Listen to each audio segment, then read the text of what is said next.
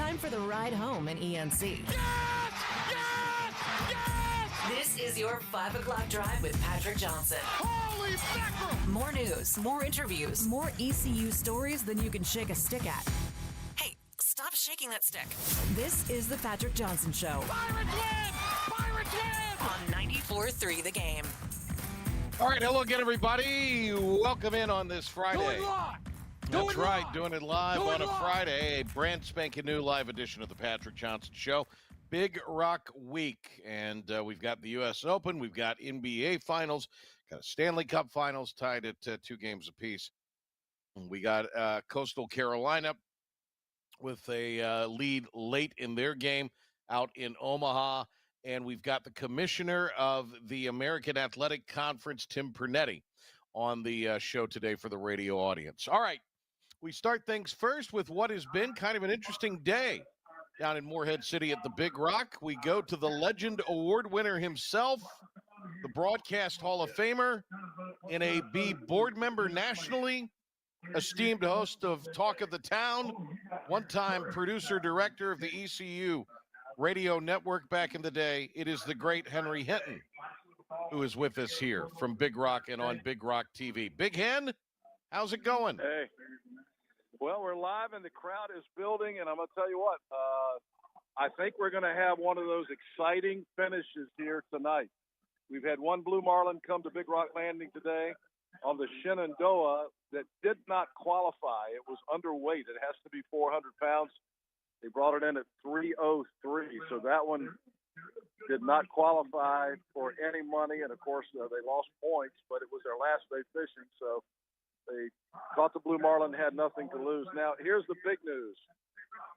There is a Blue Marlin on a boat on the way here on the boat Southern Graces, and it is going to arrive here at Big Rock Landing at about 7 to 7:15 p.m. I was just upstairs in the Big Rock office when Captain Randy Ramsey was talking to the captain of the Southern Graces, and he said, we're on the way in, and I'm kind of prohibited from telling you much about the fish, except that I can tell you that if you're coming to Morehead City, get here by 7 o'clock. I think we're going to have some excitement because this sounds like it's going to be a big fish. So it's coming in at 7 o'clock, and I think it's going to be one of those Friday night great finishes here at the Big Rock. And somebody's going to win a lot of money. You know, the Fabulous Fisherman Prize is still available.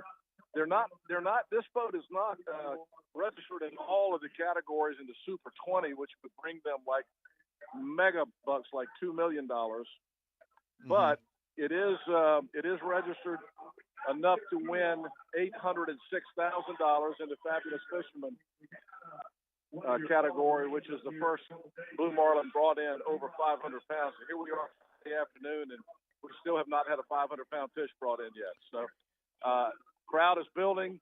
We're going to have thousands tonight, probably 10,000 people out here. It's going to be a big finish, Patrick.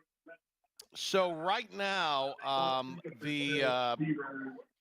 there was a boat yesterday that hooked a marlin, and I think they ended up losing it after a lengthy battle.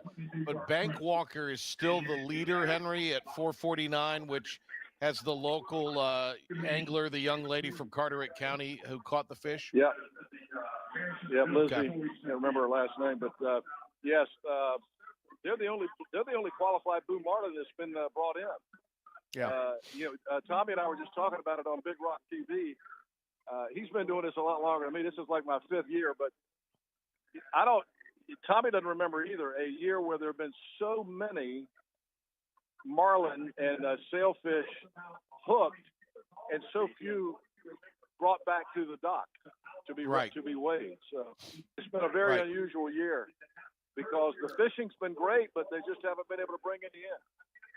We had an incident today with a boat called Raptor that apparently people aboard it had to be rescued. What have you heard about that? There were some people in the water, and another one of the boats was able to pick up some guys, and I understand one of them was an elderly gentleman. They were picked up and brought in. to their boat until the Coast Guard could get them. So the boat apparently caught on fire, and it was a pretty bad situation. Wow. Never a dull moment at the Big Rock, even though there's not a lot of, as you say, marlins that have been weighed, only one. And a lot have been battled with, but have ended up not being brought onto the boats. It has been an eventful week, undoubtedly. So we're headed for a late night finish or a later in the evening finish. And you say about 7:15. The good news is it's not going to be late. It's going to be 7 o'clock. It's not going to be one of those 10 or 11 o'clock nights like we've had here in the past. Okay. But I mean, still at 7, 8 o'clock kind of. No matter what happens with this fish tonight, there's still tomorrow. Right. Yeah. People can fish tomorrow from 9 to 3 tomorrow. Yep. Absolutely. Yeah. Well, it should be a lot of fun. All right, Henry, where can everybody check out the weigh-in? Where can everybody check you out? Go to the Big Rock app if you haven't downloaded that. You can also go to thebigrock.com, or you can go to my Facebook page, Henry Hinton on Facebook. I've got the video screen shared there as well. Okay. We'll try to get that up too tonight on our IBX socials as well, and 94.3 The Game. All right, Henry, thank you very much. Great job down there this week. Thanks for being on with us here. Appreciate it. Okay. All right. Talk to you later. There he goes, Henry Hinton. Never a dull moment down there at Big Rock Landing. Do it live. Today's the only day, Pilk, I kind of miss not being down there. I didn't go this year. Went last year for the whole week. And that was something, my friend. But today is the only day, Pilk, I kind of have missed not being down there because they were on Travis Yacht's, Travis Yacht's, Freudian slip there, Travis Burt's yacht, the acquisition. And then this kind of excites me, to hear what's going on down there with, a kind of a boat coming in on a Friday. Now, truth be told, last year I was already out of town by the time we got to this point in Friday. I was long gone. I'd left midday or something like that last year. So, but I really would like to go down there and have proper accommodations and, go and kind of enjoy part of the week or all of the week. We'll see. But yeah, that sounds like it's going to be a fun finish tonight. How about, and I had somebody call me about an hour ago and say, why on earth were they bringing in the marlin when they knew it? Well, I mean, they had nothing to lose. It was their last day of fishing. So that makes a lot of sense why they brought in a fish that maybe they possibly knew was not a 300 or 400 pound marlin.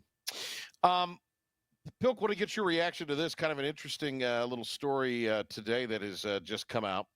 There is some internet chatter that an ex-Pirate may have found a home in the Big Ten. Jake Garcia, it's believed, may end up transferring into the University of Michigan. They, of course, have Bryce Underwood, who's the top quarterback pick, 5-star recruit, switched his affiliation, or his commitment, rather, might as well call it affiliation now because it's like the pros. But, switched his commitment from LSU at the 11th hour, if I recall, and committed to Michigan. And their roster at quarterback before Underwood was really not that impressive. And with Garcia, at least, you have him as a proven backup who has been at places like Miami and Missouri. So, I mean, he's played at a pretty high level as far as at the U and at the SEC. And, I know Garcia had major problems taking care of the football last year during the first part of the year for the Pirates, but there were some things about his game as an attribute that I think are very, are very usable if you got pressed into service of anyway. In other words, athletically and arm strength wise, he can play at that level. Now, he's obviously not going there to start. He's going there as an insurance policy if that indeed does come to fruition. But from all accounts, Pilk, from what we understand, when Garcia did get moved to the backup behind Caton Hauser, he handled it very well and was really popular with his teammates. Yeah, from everything I've heard, he's just a mature young man. And I think that is another thing. Like you said, insurance policy, you hit the nail on the head, but I think there's two nails almost to hit. And the second one is the mentor side of things. He really is an upstanding young man. I think he understands the game. Yes, maybe he made some bad decisions live ball, but I think he knows, and according to, to Mike Houston and John Dave Baker at the time, he understood what mistakes he had made. And I think this is a good opportunity for him to come in and mentor a young man because, like you mentioned, they're still looking to replace J.J. McCarthy. They think this Underwood kid is it.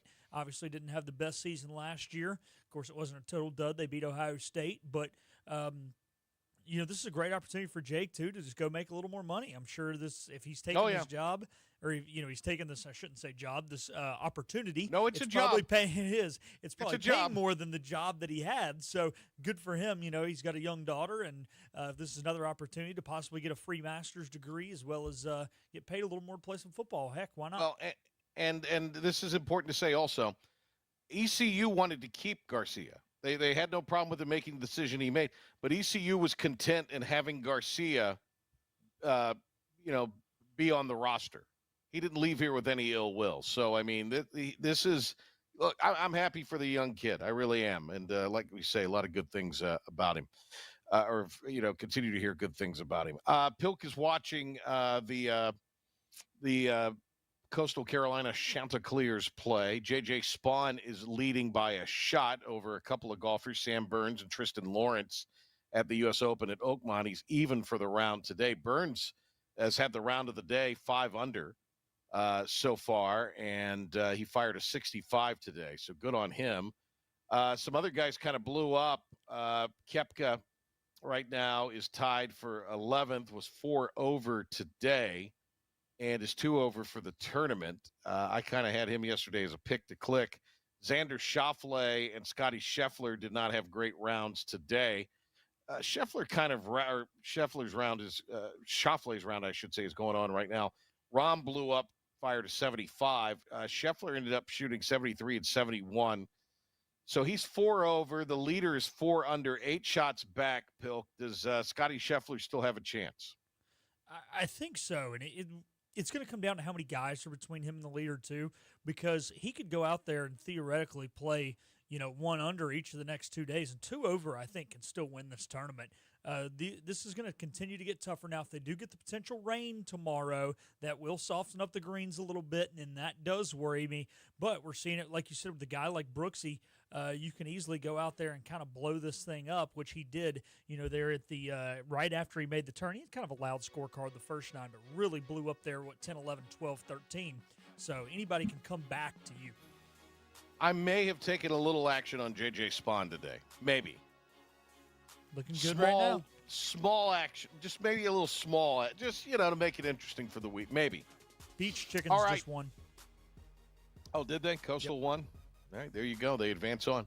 All right, Pilk will update that for you. Also, speaking of college baseball, word that this afternoon that a couple of Pirates, Ethan Young and Dixon Williams, invited to the MLB pre-draft camps. So not unexpected news there, but good news for Pirate baseball. All right, the commissioner of the American Athletic Association is going to join us next. We're going to talk to Tim Pernetti, wide-ranging interview with the commissioner of the AAC when we come back on the Patrick Johnson Show Friday. The team of Flatlands Jessup is working overtime to help ensure that Eastern North Carolinians like you get the health insurance help you need this open enrollment period. New legislation passed, meaning more people than ever qualify for affordable coverage. Let us help you today.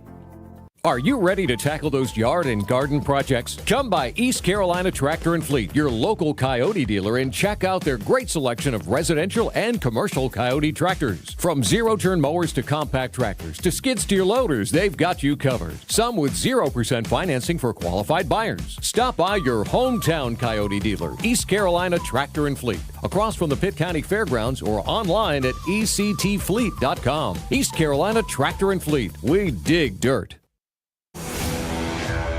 The best burgers around.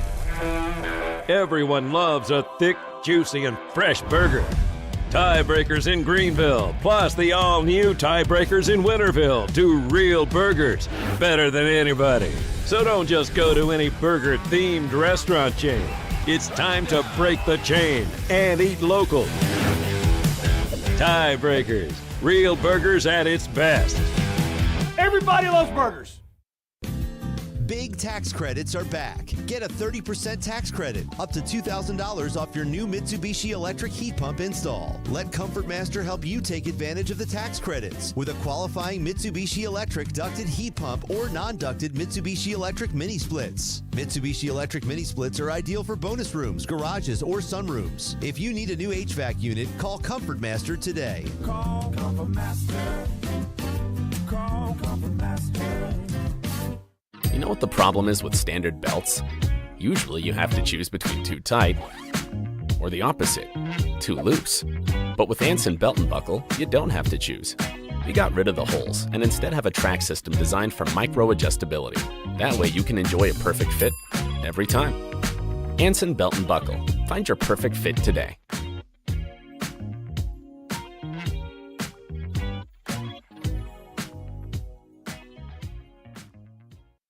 Healthwise Pharmacy rounds the bases with all of your infusion, retail, compounding, and medical equipment needs. Locally owned and operated by pharmacist Marcy Parker, Healthwise has grown to be your most trusted provider for infusion services. Currently providing in-home or on-site infusions in North Carolina, South Carolina, and Virginia. Visit Healthwise Pharmacy at 615B South Memorial Drive or call 252-295-0059 to speak to a patient service representative to find the option that best suits your needs.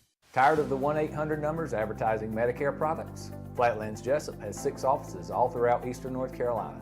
Get face-to-face help from our local award-winning licensed team. Stop by today. Flatlands Jessup, your whole world covered.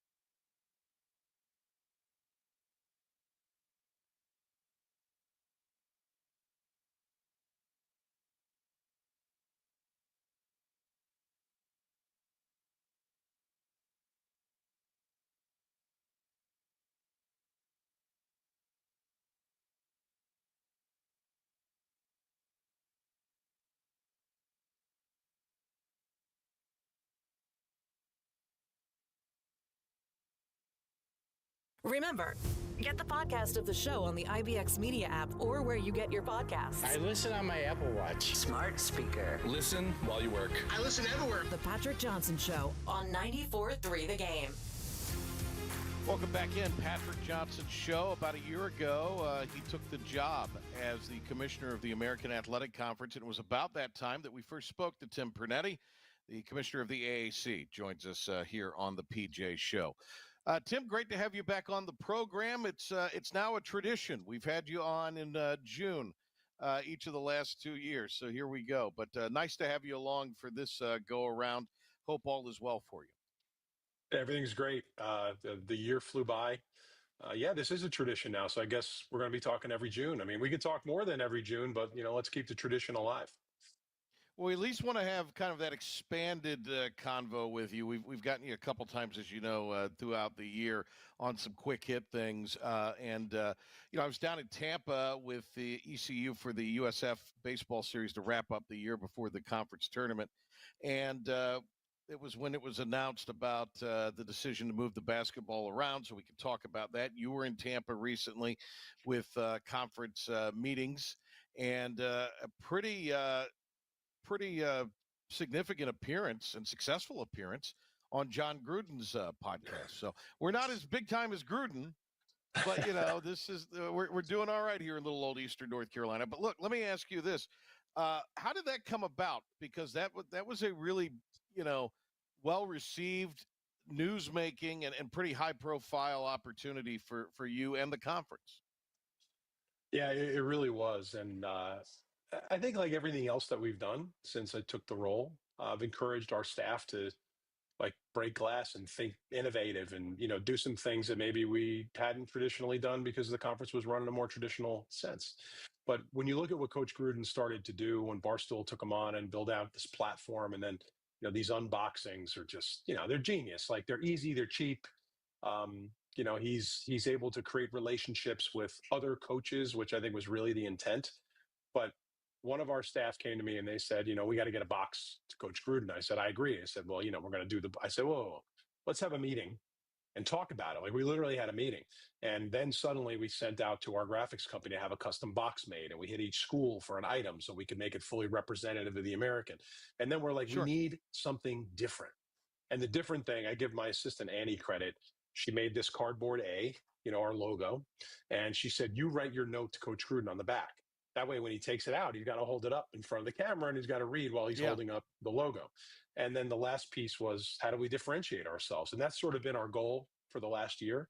And that was like, hey, come flip the coin at the football championship.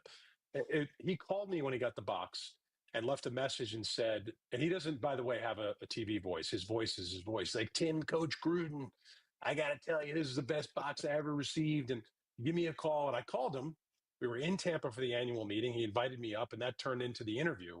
I was not told what he was going to ask, but it was just a great conversation between two football guys talking about the American, talking about how do we fix college sports, talking about some of the things that have changed since he was in a locker room and culture and all that. And he's just got a huge reach. So it took on a life of its own. I mean, we've gotten more visibility for the conference, and each of our institutions have gotten great visibility out of it. So it was a huge win all around. Now, Coach Gruden's my buddy. He's coming to Media Day for football in Charlotte, and he's having a presence there. He's going to interview all of our coaches. Like it's going to be a great relationship for the American. All right, so Media Day in Charlotte. Okay, this is interesting. What are the dates? Do we know the dates yet? Are we breaking a little news here? Yeah, you know what? Maybe I am, but that's okay. I mean, all of our football coaches know we're going to Charlotte, but our plan is to be there on, I want to say it's the 25th and 26th.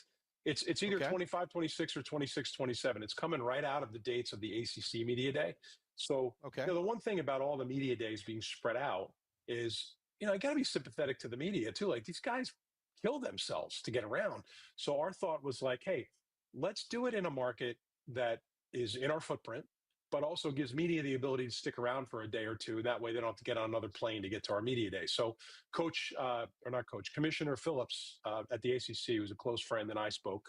And I told him we were going to build ours on the back end of theirs. And he made some connects in the market, and we got set up at the convention center, and we're all good. So we'll be doing it in Charlotte end of July. Our coaches are excited about moving it to a new location. And the city of Charlotte has already been a dynamite partner in helping us put together something that'll be really, really special. So, a little breaking news there. That's exciting. Was there any consideration of moving the basketball tournament to Charlotte? Because, I understand the need. You have to have a kind of a hub airport. Was there any discussion of that, or maybe moving it to somewhere more permanent rather than kind of rotating it around to Birmingham and then Tampa for a couple years? Yeah, the thing, Patrick, about a permanent decision is when you're going into something new, like you want to have a little experience there and see if it's the proper fit before you make a long-term commitment. And our ADs and our leadership, we had several goals with the basketball tournament. The first goal is student athletes. Like, you want to make it a championship level experience. And Dickies Arena in Fort Worth was a great partner to the American. It's a terrific building, but I think we made it more challenging for a lot of the league, given the footprint, to be able to attend it.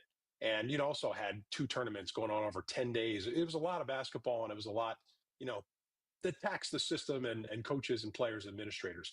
So goal number 1 was like, let's find a location where we can create a championship level experience.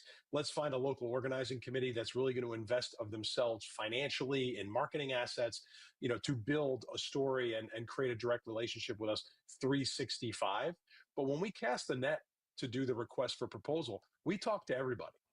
Charlotte was never really viable because there's not an unlimited number of venues in the city, and the ACC tournament is there.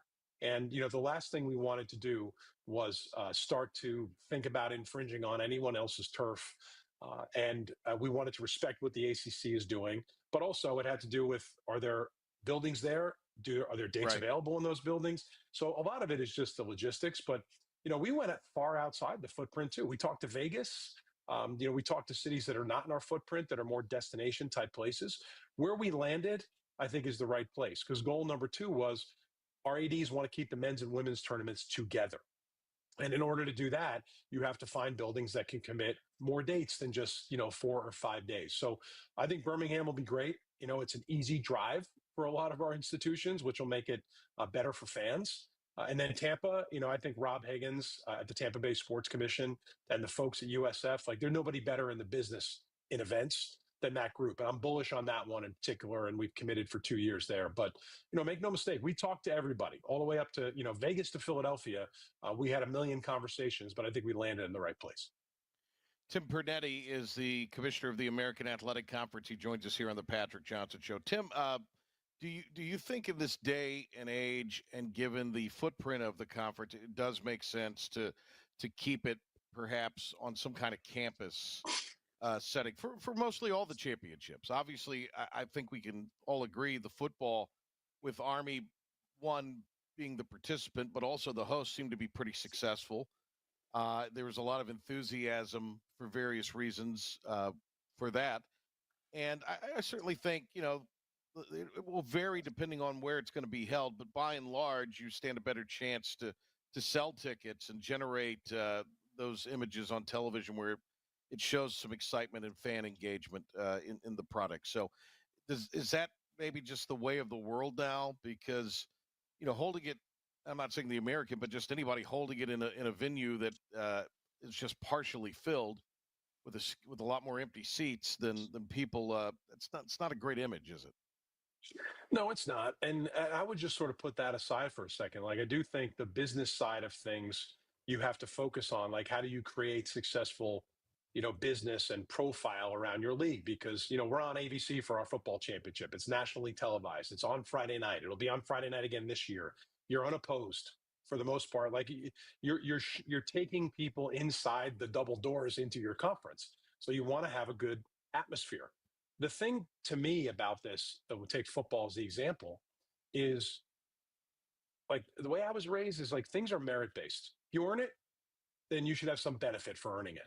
And I think in football in particular, if you earn the right to host the football championship, then you should have the opportunity to host the football championship. Because at the end of the day, is it fair or fairer to go to a neutral side? I mean, I think there are arguments on both sides. What I love Sure. about our football guys in our league is they believe in the merit-based system. If I earn the right to host, I should be able to host and get the benefit of playing a home game.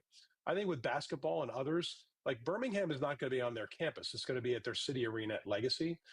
In Tampa, we will be on the USF campus. Some coaches are on other sides of that, like, hey, it's a competitive advantage for the team that plays in that building. I don't totally buy that. But as far as other championships go, we do a lot on campus right now. And I think that more of them on campus where it's merit-based, where teams earn the right to host. Like, I'll give you an example. Volleyball, if you win the conference championship, then you get to host it, the next year. It's like Wichita won 2 years ago, the regular season, they get to host it. So the merit-based approach is really what our league is built on. Like, it's a gritty, tough league. And I think people want to earn it. And when they earn it, they want to have a benefit for earning it. I don't want to. This is important to ask you since I've got you. But there's a million things I want to ask. But obviously, the importance of baseball at East Carolina. There was discussion when I was down in Tampa, rumor mill, that perhaps the event in Clearwater might be coming to an end sooner than later, and that was going to be re-examined. What can you tell us about the future and the fate of the baseball championships in Clearwater? Well, I think you're breaking news now, or maybe even news that I don't know. But we haven't had a discussion about a discontinuation of the relationship in Clearwater. Like you said at the beginning, it's been my first year. I've just completed it. Like, I'm a year and a week on the job. But we are looking at every single one of our championships. I know because I get a lot of the messages and the posts on Twitter from a lot of the ECU fans about baseball in Clearwater, and I think there's a lot of opinions. What I do know too is that our coaches like it there. They like our coaches in baseball are pretty strong-willed about the neutral site type of environment. The flip side is, I don't know that we are always creating a championship level experience. The other side of me is, and I'm always objective about these things. I went this year, I was there for the championship. I handed the team the trophy and all the awards and spent time with Coach Godwin. Terrific win for the Pirates. But it's a terrific building. It's got great amenities. They do a really good job. They value the relationship with the Americans, so they really invest in what we're doing of themselves. Having said that, we have some of the best baseball venues in America in this league. You look at ECU, you look at Wichita State, you look at Rice, Tulane, USF, like you can go down the list. We have a lot of great baseball venues in the league. So what I want to do now that the dust has settled is I want to spend some time with our coaches and talk to them a little bit more. This is never going to be a league, as long as I'm there, that's going to make these decisions in a vacuum. Like, I want coaches to weigh in. We had coaches weigh in on our conference tournament decision.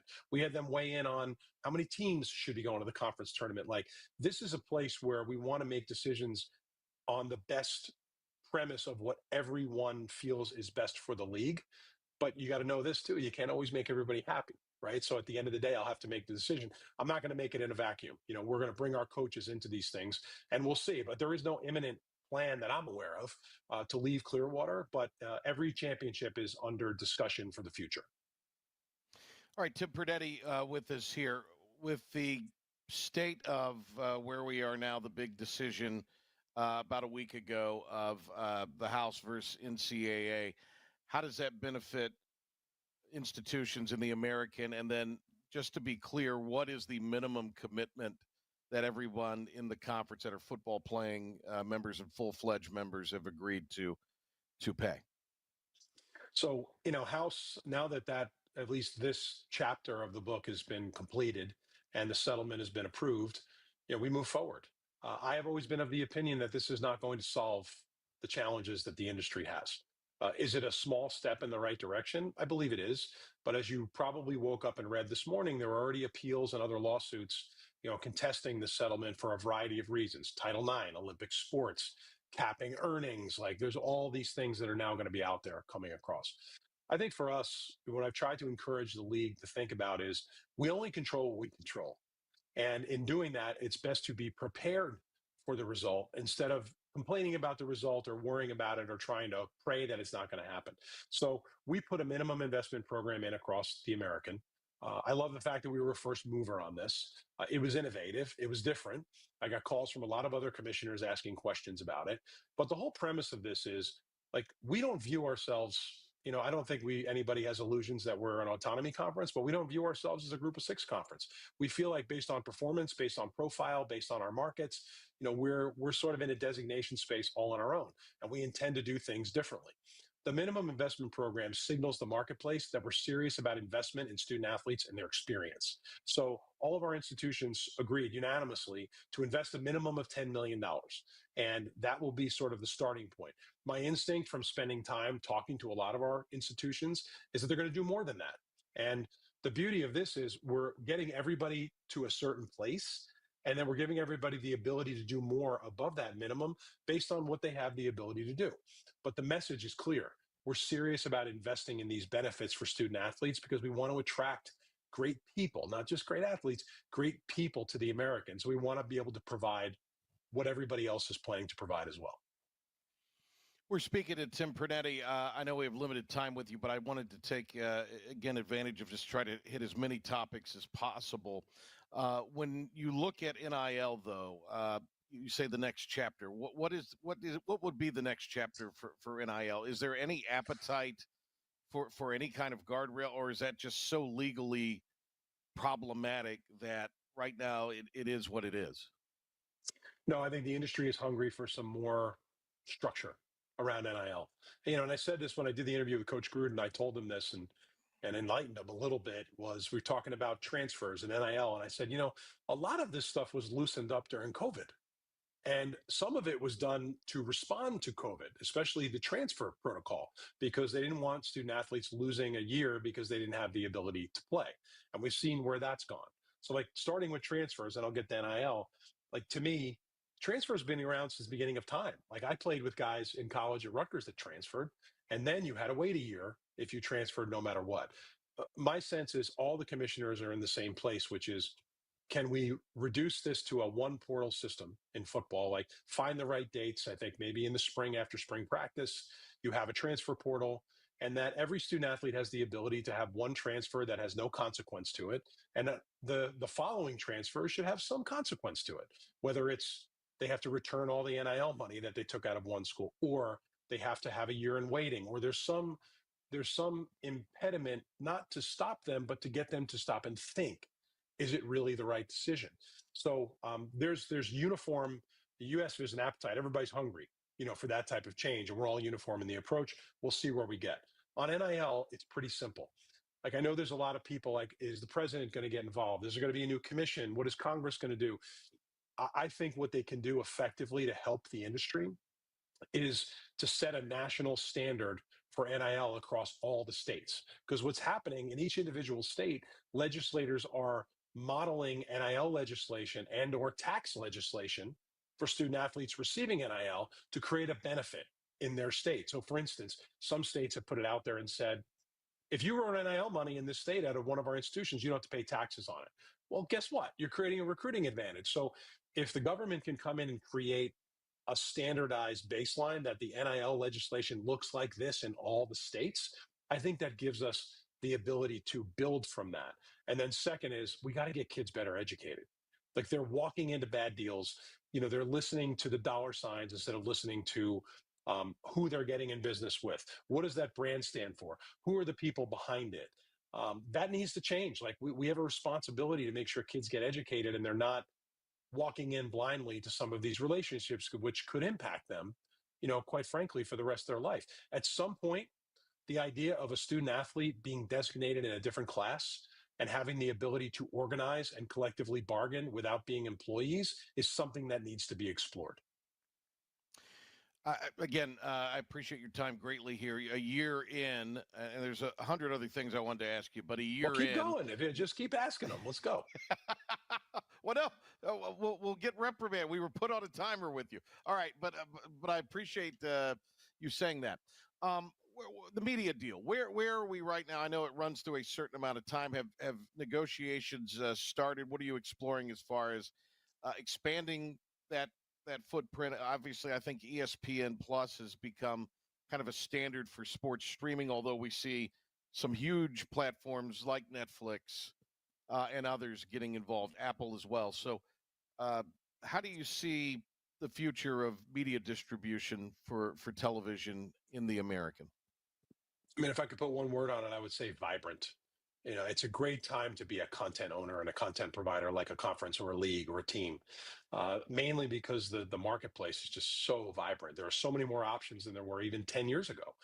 As far as the American goes, we have a long-term broad-based deal with ESPN that I inherited. The deal goes through 33. And we've got a massive linear commitment of games on, in all of our sports on ESPN, ESPN2, ESPNU. And then we have a broad-based commitment on ESPN Plus. And what I love about what our league has done is we've pushed everybody to invest more in on-campus facilities and have the ability to be able to produce a game for linear television without bringing in a truck. The good news is several of our schools have already gotten to that point. So ESPN can come in and produce a game for big ESPN without a TV truck.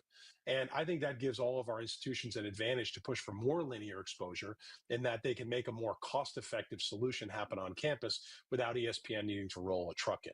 So as it relates to the future, our goal, and we've disclosed this to ESPN too, they know this, is to work with them to license some of our product through ESPN to other platforms.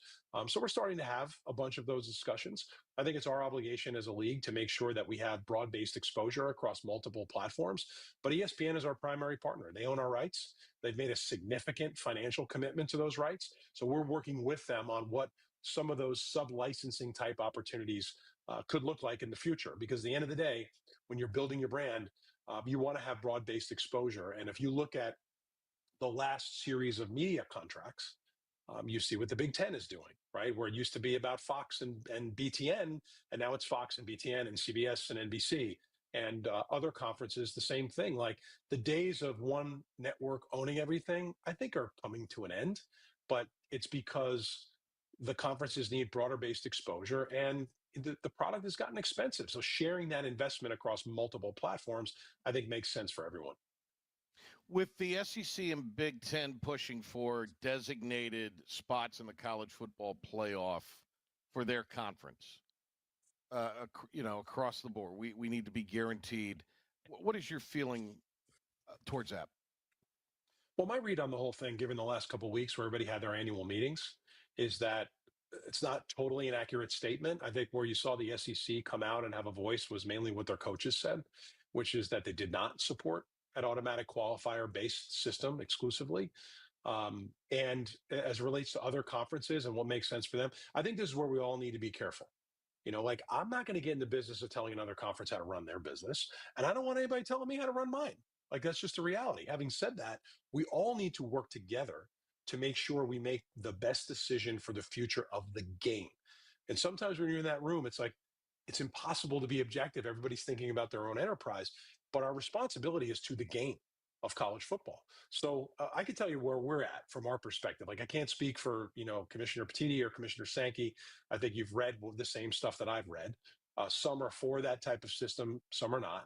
The idea of creating more regular season inventory to play into those games, I think that's an innovative idea because it creates more inventory that you could sell to your television partners and make more money. It keeps more of your schools in the hunt for longer in the season, which is probably better at the gate and better for television. Like I see it. But the reality is, it's not socially acceptable. I think our fans are not going to accept a program that doesn't provide people the ability to earn their way in. Like from the Americans' perspective, and I won't speak for the group of six, although I think they're aligned with this, we want to preserve our access to the playoff that we already have, and we want the ability to earn more. That way, in a year where East Carolina, right, is runner-up in our conference championship game, and it's their only loss of the year, but is ranked in the top 15 in the CFP rankings, that they can earn an at-large slot. In an automatic qualifier-based system exclusively, you take that out. And by the way, what do people love about the NCAA tournament? That anything is possible. Like you can't take the opportunity for people to earn their way in away completely. I don't think that will be an acceptable place for fans, for the industry, and quite frankly, for coaches in college football. The fact that coaches are coming out saying, hey, the at-large system is fine. Maybe let's think about expanding it so there's more at-large slots, but let's let everybody play and earn their way in. I mean, isn't that what college football is kind of built on? One would think, but there's a lot of money up for grabs. Okay. Again, thank you for your time. A year in, what is the next thing that you want to accomplish short term? And then maybe if we're sitting here or when we are sitting here a year from now that you say, okay, we moved the football downfield on this. So I think we've got a great opportunity in a few of our sports, and if not all the sports. But naturally, we have to be focused on football and trying to keep it healthy because it's big exposure. It generates the most revenue. It supports all the other sports in the league. I have a goal this year of making sure we produce the best conference basketball championship we've ever had.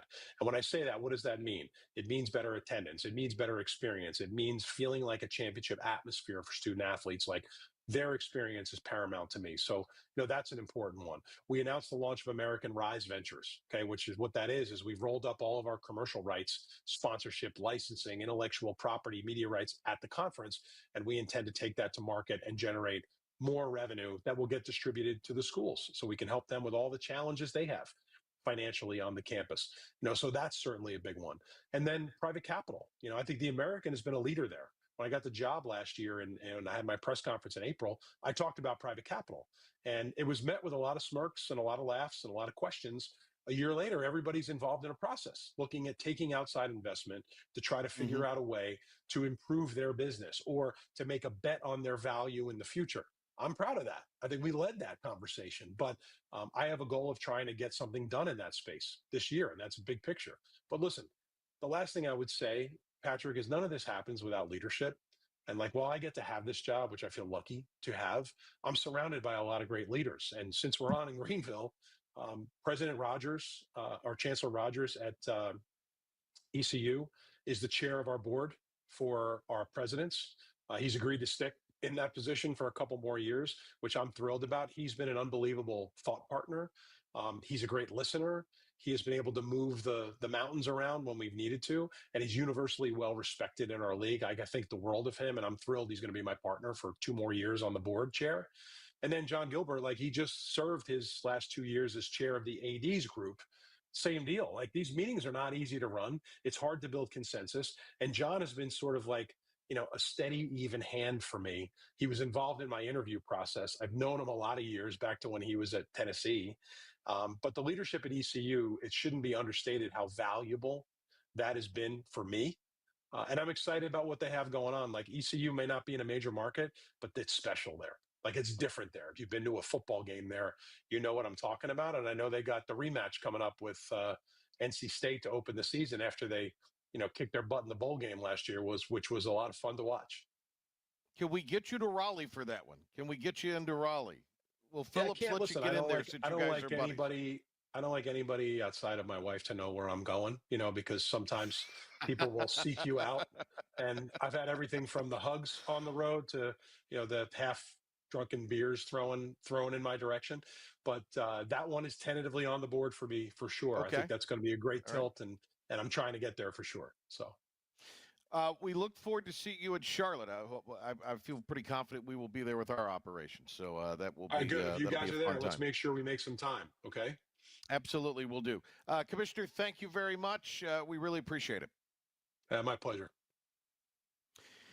There he goes, the commissioner of the American, Tim Pernetti. Good interview there. We'll hit a break, come back, and wrap up the show for the day. Also, Pilk with an update all ahead on the Patrick Johnson Show on this Friday.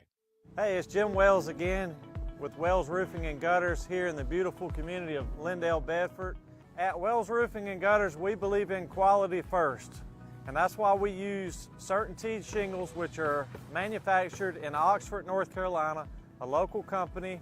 In the event you ever do have a claim or a problem with your roof system, they're local and they come and take care of us in a timely manner.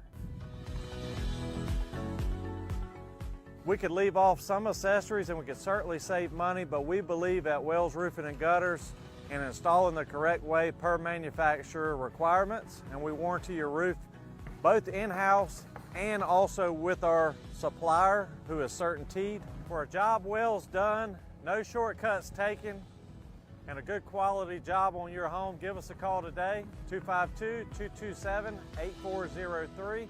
We also offer financing, 12 months, no interest, no payments. This is about you, your family, and the health of all who live in Eastern North Carolina. This is about the transformation of a health system into something more powerful and more human. About creating new ways to treat disease and keep you well. This is about ECU Health, which is to say, it's really all about you. ECU Health. Minds, hearts, purpose. You have a choice when you invest in insurance, and when you choose First State Insurance Advisors, you're working with people you can trust. Clark Stallings has deep ties in the community. His team, including Keaton Smith, Regina Asby, Phil Leva, Max Joyner Jr., Max Joyner III, and Ginger Smith, provides knowledgeable and professional advice. First State Insurance Advisors is an independent insurance agency. They offer all types of personal insurance as well as various types for business. Call or email First State Insurance Advisors today. We want to be your trusted choice agency. Philip Pilkington here with your 94.3 The Game Sports Flash Update and Pirate Report. Looking at the Big Rock Fishing Tournament right now, the heaviest dolphin is currently laying in at 47.2 pounds. That was caught by Sea Wish, and the leader in the tuna category is Smoker at 117.4 pounds. There's only one blue dolphin in. That is from Bankwalker, which was caught a few days ago, 449 pounds. However, there is a boat on the way into the Big Rock Landing. Southern Grace has a blue marlin in the boat and is expected to be at the the Big Rock Landing at about 7 o'clock tonight. So tune into Big Rock TV for that one, where you can see Henry Hinton on that. Looking over at the PGA Tour now, Sam Burns and Tristan Lawrence are leading the U.S. Open at 3 under apiece. J.J. Spaun just had back-to-back bogeys and is now one stroke behind, tied with Thomas Dietrich for third place. Both those guys sitting at 2 under for the tournament. Looking at the NBA Finals tonight, it is Game 4 of the NBA Finals. Pacers up 2-1 in that series over Oklahoma City. 8:30 tonight in Indiana.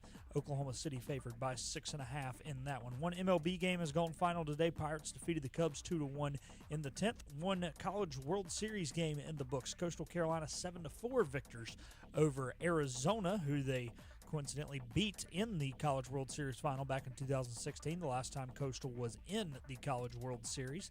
And one more game tonight will be played between Oregon State and Louisville. That is expected to start at 7 o'clock. That'll do it for your 94.3 Game Sports Flash Update and Pirate Report. And take a time out here on the Patrick Johnson Show and be back to wrap it up right after this. Your roof is a vital part of protecting your home and family from dangerous storms and hurricanes. At Assist Roofing, we install and maintain metal roofing that provides precise protection. Add value to your home while lowering utility costs with a fortified roof to last a lifetime. With 0% financing, grants, and Energy Star Green Roofing tax credit available. Call us to schedule a free consultation so you can weather any storm with confidence. Make every day electric on the Kawasaki Electro 20 electric balance bike. Maximize the fun with long run times, impressive top speed, and Kawasaki build quality. Easy adjustability and smooth handling make everyday riding more enjoyable. And the standard MTB type tires provide off-pavement capability. The Kawasaki Electro 20 is the electric balance bike that's built to rip. Go to Ron Ayers Motorsports, Memorial Drive north of the airport, Greenville. Your confidence makes everything look good. You see the world in vivid color, not black and white. Swing through your neighborhood Fantastic Sam's Cut in Color and let our experienced stylists take you from everyday to extraordinary. Fantastic Sam's hair salons are locally owned and operated. Our full-service salons are conveniently located in Goldsboro, Kinston, Greenville, New Bern, Jacksonville, and Calabash. Stop in today at Fantastic Sam's, where the possibilities are endless. Acre Station Meat Farm, along with Lane Angus Beef, bring you Farm to Fork Beef. Stock your freezers now with affordable beef boxes, just in time for the grilling season. Farm to Fork Beef brings quality local beef to your family. From your traditional butcher shop, Acre Station Meat Farm. Come on down to Acre Station Meat Farm and find out why we're #1 in fresh cuts and friendly service. Acre Station Meat Farm, Highway 32 North, Pinetown. If you are interested in living longer and Stunning conclusion. Why is everyone screaming? On 94.3 The Game. All right, a little Friday wrap up for you here. Do it live! A little Bazooka Friday. Not a whole lot of people in the building this time of day in the summer, especially on a Friday. Just me, just Pilk, maybe the mayor, John Moore. You know the mayor. Everybody else is long gone. Well, yeah, he's doing his show with all the 50s music. So, yeah. The sales weasels, though, long gone. Oh, long yeah. gone. Long gone. So, that's what we got sales there. Guys were out working hard last night in the rain. They stood it out in the rain, meeting with clients. They did a good job. Aren't you going to a baseball game tomorrow? It's the plan. Little chance of showers. Weather going to cooperate? Capital. Yeah, there's 20% chance of rain all day long, so it doesn't get much higher than that until late. So, well, that's not too bad. No, that's not too bad. Are you confirm going with to Wags when we get off air? But I'm pretty sure we're still going. Come on, take the trip, boys. Enjoy yourselves. Who are they playing? The Marlins. Get to see Norby. Oh, that's right. Well, Clayton McCullough, Connor Norby action. Yeah. Good for you. I think I'm headed to the beach.